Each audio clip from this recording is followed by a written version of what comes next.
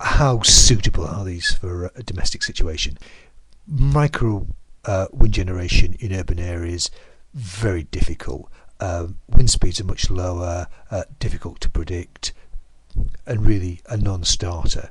Might be viable the further north you go and the west you go, in perhaps smaller communities, but pretty iffy. Solar hot water, a definite winner. Needs a south-facing roof, and you can actually sort of displace about a third of the hot water requirements. And if you actually sort of manage the hot water, you can actually sort of increase that to about 60%. So that's definitely a winner. Solar photovoltaic, again, needs a south-facing roof. The current cells are not particularly efficient. They're quite expensive, and we're now seeing sort of tariffs sort of to encourage the usage of them, but really to make them actually sort of financially viable, a fourfold increase is needed. Ground source heat pumps, either horizontal, which are basically solar collectors, or vertical, which are ground heat collectors, do play a useful role. Need to provide heating quite easily, but mostly associated with underfloor heating because the temperature rise can't be too great, but does need a supply of electricity. So it is actually sort of carbon based system.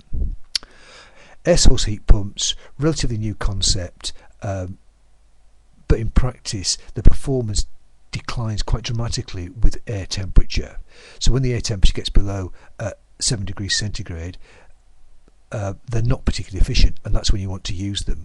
When the air temperature is actually 15 degrees centigrade, they're very efficient, so it's a bit difficult to see. Biomass, and particularly wood pellets, possible, but does require sort of quite a bit of space to actually store the wood pellets and chips, and actually sort of get the truck to deliver them, and problems if you're in a smokeless zone, etc. Hydroelectric schemes, very efficient, very cost effective, but you do need access to the water, and that's pretty sort of rare in urban areas. It's not absolutely rare, but it's difficult. And finally, micro combined heat and power systems show promise, but they all don't seem to really have taken off.